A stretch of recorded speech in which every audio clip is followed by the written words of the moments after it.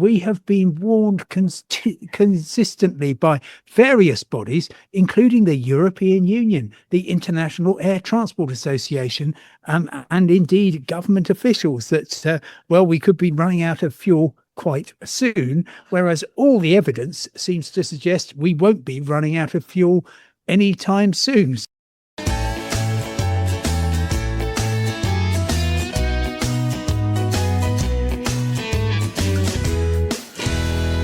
Welcome to Calling All Stations, the transport podcast. I'm Christian Wommer, an author and journalist who's covered transport for the past 30 years.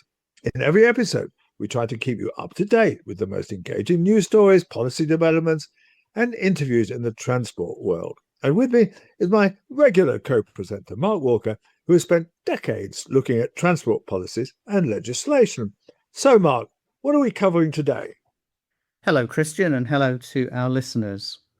Today, we're going to take a look at two aspects of the situation in the Strait of Hormuz and the implications for both civil aviation and the maritime sector from the blocking of the strait as a consequence of the current war in the region.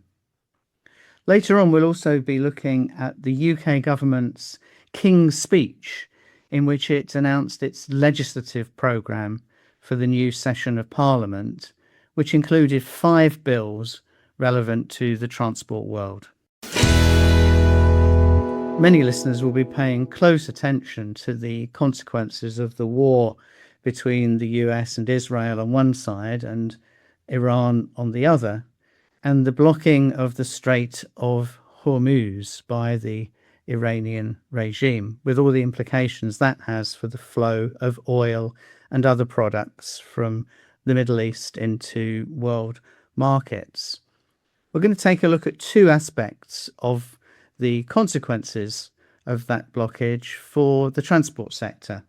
And first of all, Christian's been talking to Simon Calder, the travel correspondent of The Independent, about the impact on civil aviation. I'm with Simon Calder, who is really the nation's leading journalist on travel matters. And I wanted to kind of find out from him, how badly the Iran war and the blockage in the Strait of Hormuz is affecting both people at the moment and likely to affect summer travelers. So, Simon, tell me what is the latest from the Straits of Hormuz, although, of course, one always kind of hears what the latest President Trump has said, and it's usually meaningless or it's contradicted within a day or so. So it's very difficult to know. But what is the situation now? The situation is pretty much as it has been for the last, 12 weeks now, Christian, which is that there's nothing significant moving in or out of the Strait of Hormuz, which means that a leading source of aviation fuel for much of the world has been diminished to the point of disappearing. And we have been warned consistently by various bodies, including the European Union, the International Air Transport Association, and indeed government officials that, we could be running out of fuel quite soon, whereas all the evidence seems to suggest we won't be running out of fuel anytime soon, simply because, that's very guess what? The market has... That's very interesting. Yeah, so you're basically contradicting all these people coming on and all these fearmongers. Completely. I mean, there have been some absolutely outrageous headlines warning of half-term chaos. Now, this is causing immense anxiety and upset to an awful lot of people, and it's simply not borne out by reality. Let me tell you what has happened in terms of flight cancellations.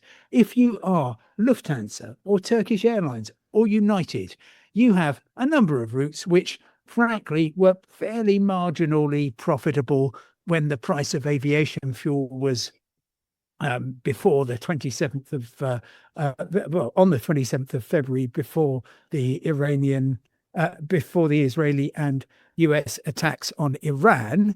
The price of aviation fuel since then has roughly doubled, and therefore, if you are an airline that doesn't hedge i.e. lock into a low price for your fuel, then you are quite exposed to that. And you might be looking at that and thinking, actually, yeah, these flights from Frankfurt to Bydgoszcz or overnight from Seattle to Chicago probably aren't worth doing, so we'll just cancel them.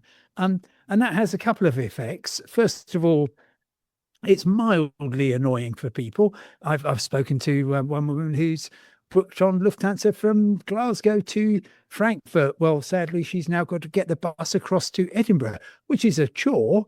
But it's not in the realm of having holidays cancelled because of complete chaos.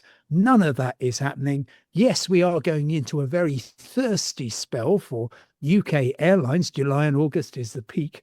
But honestly, everything I'm seeing is that if you've got an oil refinery in West Africa or in Texas or in Norway, you have done everything you can to increase your output of aviation fuel because you make such a flipping profit from it. And that's made up for. I think the figure I saw that only about 3% of aviation fuel comes from the Strait of Hormuz. Is that right? Look, there's various figures. I've been trying to track.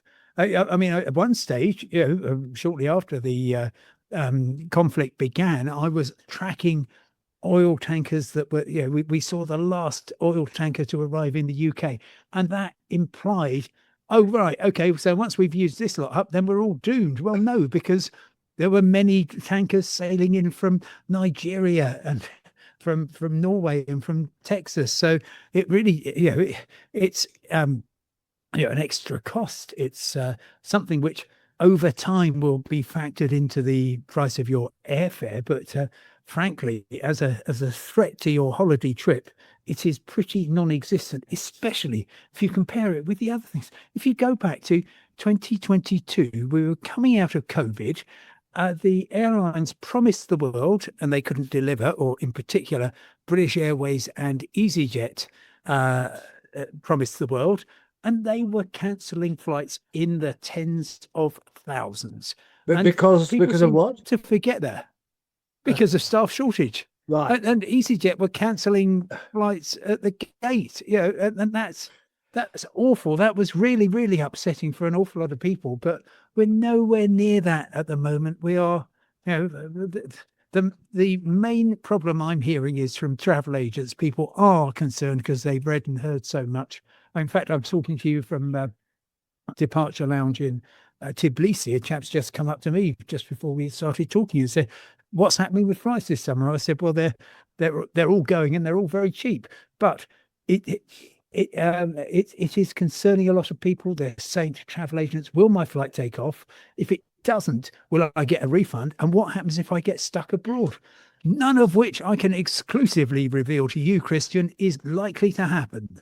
Well, that's very reassuring, Simon. And I think, as ever, you're the man on top of the situation. And I completely agree with you that reading between the lines, even in those kind of articles that seem to raise this problem, you can see actually it's affecting very few people. But what about the medium term, and what also about the direct impact? Because there were some times when Emirates couldn't fly any planes into its main airport, and I think the same happened with the other Gulf airlines. So all that has gone now, and they're all flying normally next to a water. No, they're not. Well, they're trying to fly normally. Emirates out of Dubai is flying as normally as any of them, much more so than Etihad in and out of Abu Dhabi and Qatar Airways at Doha. But the big problem is, and this is one of those awful government situations which you were much better at understanding than I do. So the Civil Aviation Authority, part of the Department for Transport, condones, I don't think that's too strong a word, Emirates flying about 6,000 passengers a day to Dubai, most of whom are going to be changing planes there. Maybe 1,500, 2,000 on Etihad, 3,000-4,000 on Qatar Airways, and those are all going ahead. At the same time, the Foreign Office, which you will know is 10-minute walk through Westminster. Yeah, It's saying, do not go to Dubai, do not go to Abu Dhabi, do not go to Doha. You will not be covered. You're likely to be under attack. And total number of people who have been inconvenienced by this. Well, people have been inconvenienced, obviously, because intermittently those airports have closed. But the total number of people who have been harmed and have found that their travel insurance isn't valid, and that's a problem, is exactly zero. So they're distorting the market. And I keep asking, and they keep saying, we know things that you don't know. And I absolutely have to agree. But I tend to trust the men and women who are flying planes in and out of those places. They're prepared to fly those planes. I'm prepared to sit on them. So there's scaremongering from the media, scaremongering from the Foreign Office, and yet reassuring tones from the Department for Transport. Well, I mean, I think they wouldn't say, yes, we are actively promoting flights to the Middle East. But that's ultimately, if the government really as a whole thought this is too dangerous, we cannot send British citizens into the jet danger zone, they would stop them, or they'd say, sorry, if you're Australian, you can get on those planes, but please don't if you're British. Of course, they're not saying that, because I imagine everybody knows that this is exercise in, shall we say, bottom covering, and that quite soon there will be a kind of, we've now discovered everything is safe and basically as you were, which is going to answer your question, which is going to cause a short-term burst of marketing and cutting fares to get people back on board. But the long-term trend, I mean, my slogan for right now is make the most of now, because we are going to have a brilliant summer in terms of airfares, simply because they are coming down and down and down because people are worried about their holidays and think the flights won't go. We're living at the moment on fuel at last year's prices, and hedges will gradually start to unwind. But in general, overall, come the autumn, prices will start going up largely, very steeply. You will see a number of airlines grounding aircraft for the winter because they'll lose less money that way than they will by flying them, and prices for the remaining seats will naturally increase. So honestly, this is the best year since the best summer since 2019, and I would urge people to make the most of that. Oh, how fascinating. So, well, I must say that was really interesting and insightful, Simon. So thank you for coming on Calling All Stations. And I think your overall message is just a good British one of keep buggering on. Yes, or don't panic. Certainly don't panic. Make the most of everything. Yes. Thanks, Simon. Thanks, Simon Calder from... Great to talk to you. Really, really appreciate it. Pleasure. Simon Calder from Tbilisi there. Thank you. So that was an interesting set of insights into the position on civil aviation. Christian's also been talking to Sascha Meijer, who is the General Secretary of Nautilus International, which is a trade union and professional organisation serving, supporting and protecting the interests of more than 18,000 maritime professionals in the UK, the Netherlands and Switzerland. Sascha was talking to Christian over an international line, so we do apologise if some of the audio is a little bit crackly, but we hope you'll find this discussion interesting nonetheless. I'm with Sascha Meijer, who is the General Secretary of Nautilus International, a key trade union that represents seafarers around the world. And I wanted to ask her about the situation in the Straits of Hormuz and what problems that was causing for her members. But first of all, Sascha, if you could just tell me a little bit about Nautilus International and your role in it. Yes, thank you, Christian, first of all, for having us on this podcast. For Nautilus, it's really important that we get the chance to let the voices of our members be heard. Nautilus is an international trade union for maritime professionals. We have branches in the UK, in the Netherlands and in Switzerland. And and we represent many of our members are seafarers indeed, but we also represent inland waterway professionals, dredgers, and shore-based maritime professionals. And what is your major issue or your major kind of problem as someone representing seafarers? I mean, like, is the situation across the world getting worse, and are you dealing with more problems for your members, or how's it going generally?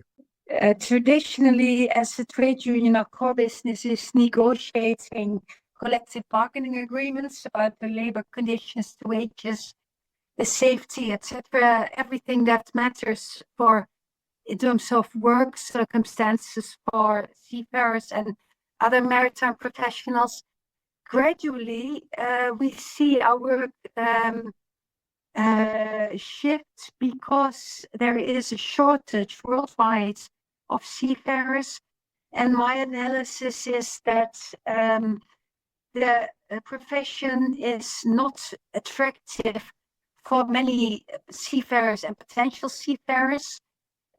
We should do better as an industry for good jobs, for decent work, to recruit and retain the talents that we need in this industry. Seafarers, people don't want to go to sea anymore. less than before. The seafaring profession used to have many attractive aspects. It's a highly technical profession, which the right people who choose it love. But it has also always been a career with some adventure. People would see the world as a seafarer. They would, in earlier days, have experiences that in shore-based careers they wouldn't have. They would see other countries. They would have memories from other countries. And in these days, there's hardly ever any shore leave anymore. Shore leave has become more and more difficult in many countries. And then we had a pandemic, and then there's a war. And that means that many seafarers, either themselves have had bad experiences, being stuck on vessels, not being able to reach the vessels, no shore leave at all. Sometimes they've been treated in the pandemic as a danger for public health rather than as a key worker who provides 90 or 95% of the goods that we need in Europe. So the reputation and the well-being of seafarers is not the same as it was, and it's becoming unattractive. Also, the work-life balance is something we definitely should do better, I believe. So Nautilus, we do our best to negotiate and to lobby and to influence policy about this as well, so that it becomes a more normal profession that you can combine with, for example, young families or with the care for older parents. And that is important to attract women, but also to attract and retain the young men that we need in this industry. Because people no longer want to spend 6 months or 9 months away from their families. They want to have a chance to see their families more often. Is that right? Yes, that is right. Seafarer, it's a profession where even though many seafarers who I know say they love it, it does have its price. People miss weddings, people miss the first steps of babies, people miss funerals. So it has to be worth it. It has to be a good job where it's worth missing those moments. And what does help is shorter turns, possibly more possibility to vary between periods on ships, periods ashore, periods in short sea. What I'm thinking about, Christian, is a form of life cycle contracts, so that when we get people into the industry, they are not bound to only do those 3 months or 6 months turns on ships, but also have other possibilities so that they stay at sea longer. It's also important for the clusters because the people who go to sea are often later in their career also needed as pilots or as surveyors. There are quite interesting career paths that are also important to stress for the attractiveness of the profession. But it starts with good jobs. Right. The thing we want to talk about, and that is of urgent consideration, is, of course, the situation in the Straits of Hormuz. How many people have you got there, and are lots of seafarers actually stuck for kind of weeks on end there? Yes, the figure that the International Maritime Organization, IMO, the UN Organization for Shipping, publishes is that there are still about 20,000 seafarers stuck in the Straits, stuck on vessels. I talk to members almost every day. Not all my members who are active in the zone, in either in the Strait or in the areas in the Persian Gulf and the Gulf of Oman outside of the Strait, not all the members are stuck on vessels, but there are many vessels that are stuck. In the early days of the war, everybody was stuck on vessels because there were active war activities, and the airports were closed. Now we do see some crew changes. There are airports open. Not all airlines fly to Dubai, for example, but there are companies that do relieve seafarers. So some of our members are back home. Others are back on the ship. So there is some movement there. Our members have not chosen a military career. They have chosen a civil career. Yet they're stuck in a war that's not theirs. And the situation is really volatile. So after the ceasefire, there are not anymore reports of drones and bombs and missiles. But there are moments where they change this instantly. For example, where President Trump 2 weeks ago talked about convoys, immediately there were allegations of attacks and counterattacks. Those are the moments where the stress level of our members gets really high. So a relatively safe and boring status quo can really quickly change into active war. And that's a really tough situation, even for seafarers who generally are quite robust people who don't get stressed that easily. Right. And do you see any resolution? Are there negotiations taking place that involve seafarers and relieving them and taking place, or are you completely uncertain about how this is going to be resolved? There's a lot of uncertainty. We don't think there's a quick fix. We strongly believe in the role of the International Maritime Organization, that it's very active in diplomatic efforts to talk with all the parties involved, because seafarers and shipping companies will need hard guarantees for safety. There are a lot of mines. There's danger of mines. So just an announcement that the strait is open will not be enough as a guarantee. But we have to try diplomacy, and when I say we, it's mainly the multilateral efforts by the International Maritime Organization. There are also governments. France is very active. UK, the Netherlands, and some others also strive for a resolution by the UN Security Council to get a 30-day safe transit for civil shipping.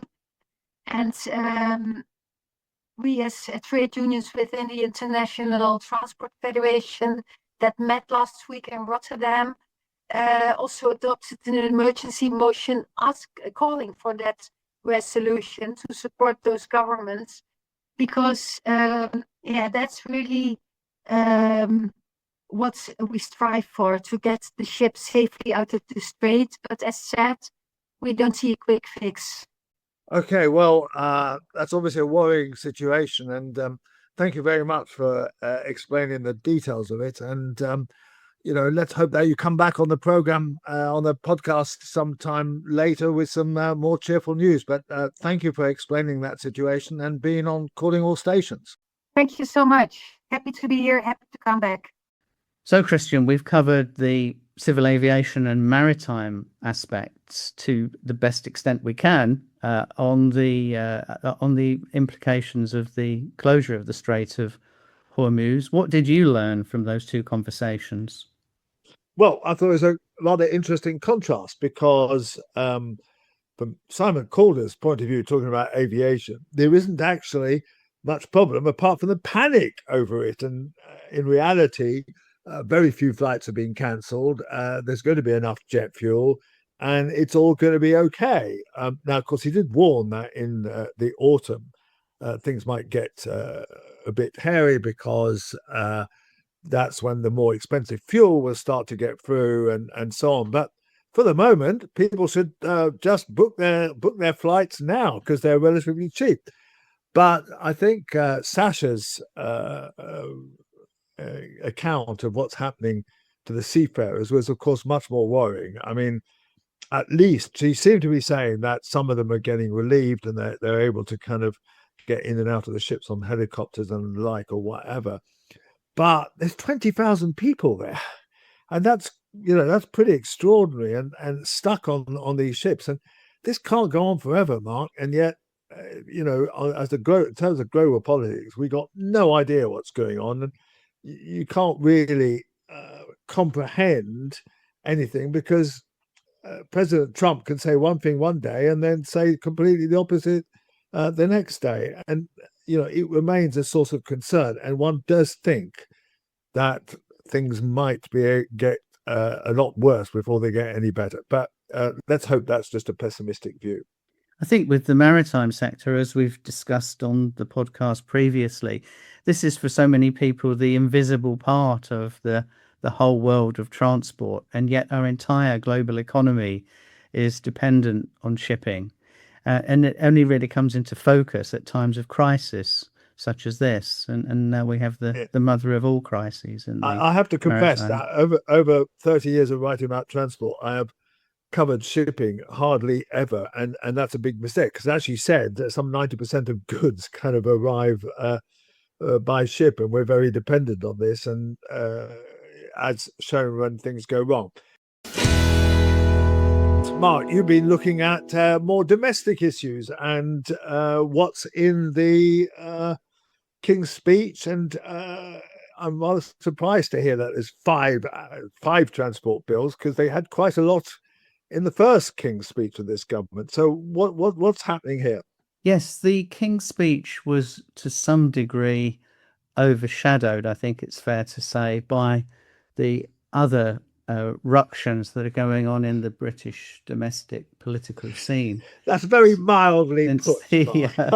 Since the Scottish Parliament, Welsh Senate and English local government elections of the 7th of May.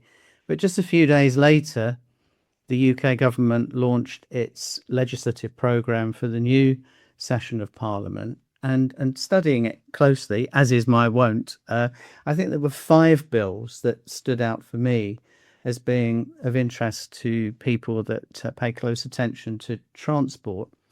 Now, the first one was the return of our old friend, the Railways Bill, which was introduced in the previous session and which sets up Great British Railways as the body unifying track and train for the majority of the Great Britain, at least passenger railway network, implementing Labour's election pledge to return most of the railways to integrated public sector operation. But this bill's had a little bit of a rebranding because in its earlier stages, it was just known as the Railways Bill, and it had completed most of its progress through the lower house, the House of Commons in the UK Parliament, but it's now been renamed the Railways and Passenger Benefits Bill. And that presumably is to try to convey to the public that this is about more than just technical and administrative changes, but is about improving services for them. Sorry, can I just ask something? That I thought that bills couldn't be carried over from one parliamentary session to another, but you're saying this one has been. Actually, they can. There was a constitutional change some years ago to make this easier. And interestingly, the curious thing about this bill is when it had its very first introduction to the House of Commons in December last year, the House passed a carryover motion at that point to enable it to be taken into the next session. So it was never envisaged that it would be completed in the session of Parliament into which it was introduced. What I'm less familiar with, if I'm perfectly honest, is the mechanism for changing the name of a bill, because that when it's already midway through its process, there must be one, but it is an unusual step. And in fact, the Railways and Passenger Benefits Bill still appears on the Parliament website as the Railways Bill. So presumably there's going to be some technical measure to facilitate the change, but it's still the same bill. It's still doing the same things. It's just that the spin has been changed, it seems. Well, that's a clever bit of spin, I think, to widen it out, and maybe they should have thought about that right at the beginning, because it's a much better name, and it's kind of saying that it's going to help passengers rather than just being a technical railways bill. Though, of course, it might only further serve to increase the anxiety of the freight sector, who've always been worried that this is a bill about passengers and doesn't pay enough attention to their interests and ambitions. So anyway, Yes. We'll see. As We're going to invite Maggie Simpson of the Railway Group onto this. I'm sure Maggie would always be welcome on this podcast. Yeah, she's agreed to do a broadcast in the near future. So the second bill is in fact, another revival. This is the high-speed rail Crewe to Manchester bill, and which was actually introduced not just in the previous session of Parliament, but the previous Parliament under the Conservative government. And loyal listeners, and in fact all listeners, will know that the high-speed railway from Crewe to Manchester was cancelled some time ago. So why is this bill being revived? And it's because the intention is that the bill will be used as a legislative mechanism to help with the creation of Northern Powerhouse Rail.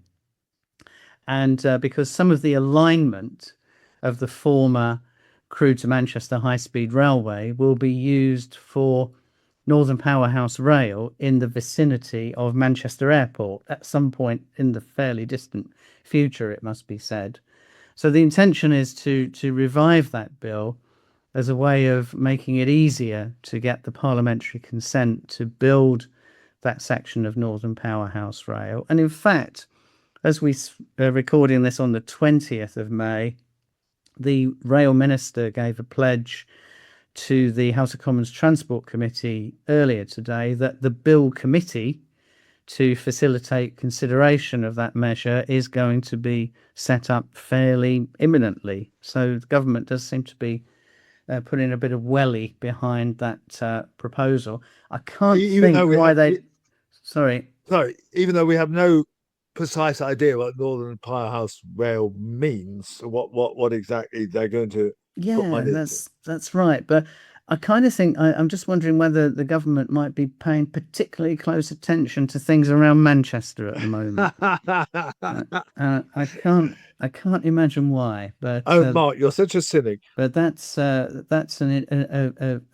I say, a revival of a former piece of legislation. It was actually a manifesto commitment by Labour to do this, right, but it's taken a little while to come into being. So what are the other? The other three are that there is a civil aviation bill, which seems to be about improving a range of consumer protection and regulatory measures around the civil aviation sector. Looks like that's regarded as fairly non-contentious because it's being introduced in the House of Lords first, which is usually a sign that it's regarded as a non-controversial measure. The fourth one is a draft taxi and private vehicle hire bill. So this is to mop up really some of the kind of a bit flaky issues around the regulation of taxis and private hire services in England, and the kind of issues that it's become a bit of a sort of Wild West sector where private hire drivers can get a license from one town or city, but then go and drive sort of anywhere else in England and not be subject to the regulatory regime of the local authority there. So yes, no, I've heard about this for some time, and I knew they were going to legislate on this. So I think that's a good move because it is quite dodgy. Because some authorities just issue a license without very many checks at all, and then you can drive as a taxi anywhere in the country. So yes, or private hire rather, anywhere in the country. So a good measure. So that's the fourth one, and then the final one is something called the Highways Financing Bill. Now, loyal listeners will know that we've discussed in the past the Lower Thames Crossing motorway, which is a previous government project that this government has picked up with the aim of linking Essex and Kent with a new motorway in a tunnel to ease road congestion at the Dartford crossings on the At a cost of M25. 10 billion or so. At a very, very considerable cost. And as governments are wont to do, they are trying to find a way to privately finance this new motorway rather than just put taxpayers' money directly into it, and allow it to be built with private money, and then the costs to be recovered through tolls over presumably many decades. This needs legislation because there's no facility to do this. And in a way, this is an interesting bookend to my introduction, because there I was talking about the government's ambition to restore public ownership to the railways, yet conversely, they seem to be interested in introducing more private ownership and operation into highways. Surely, Mark, you've given up a long time ago trying to find any consistent thread in this government's policies. I think that's a fair observation, Christian, and you have to commentate on things as they are, not necessarily looking for consistency. I mean, the one consistent theme, of course, about this government, and we might debate to what extent it's their fault or their predecessors' fault, but the consistent theme is the shortage of money. And right. So they will they may wish to do what they consider to be the right things, but then they'll struggle to find the cash with which to do it. And that's the same if we're talking about replacing bits of the cancelled HS2 network, or building new roads, or indeed addressing aviation capacity issues. They'll tend to look around where they can for innovative solutions, shall we say, to the financial problems. Just on the subject of shortage of money, I mean, we will cover this in more detail at some later stage, and I've written a lot about it already.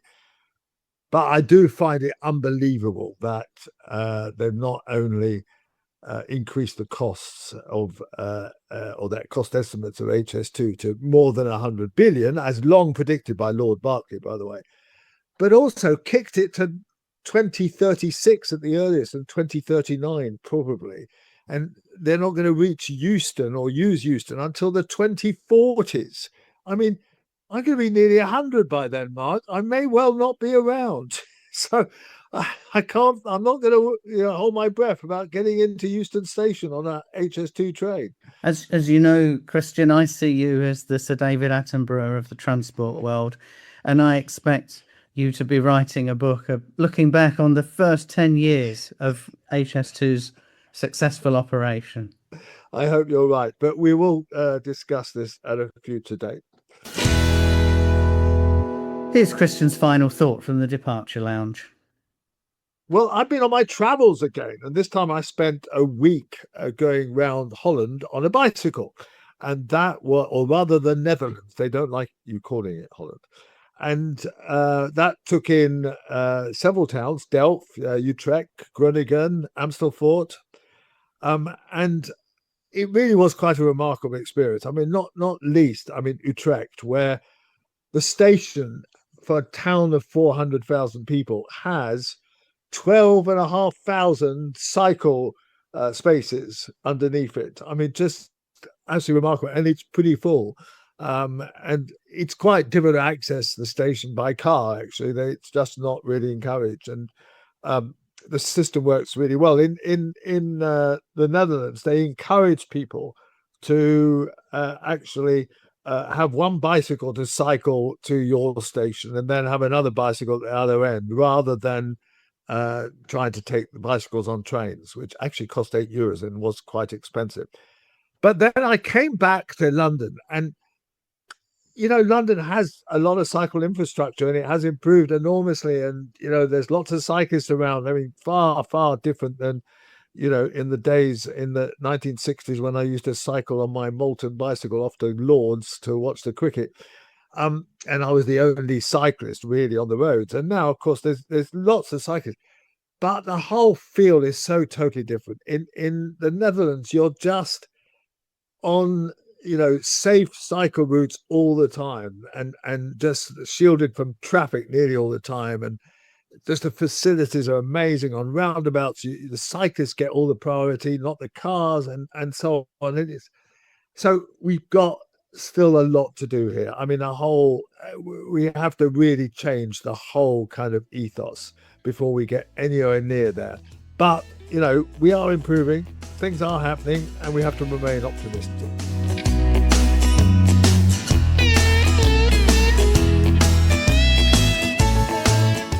Thank you for listening to Calling All Stations, the transport podcast with Christian Warmar, which is produced by Cogitamus Limited, a leading provider of public affairs consultancy services in the sector.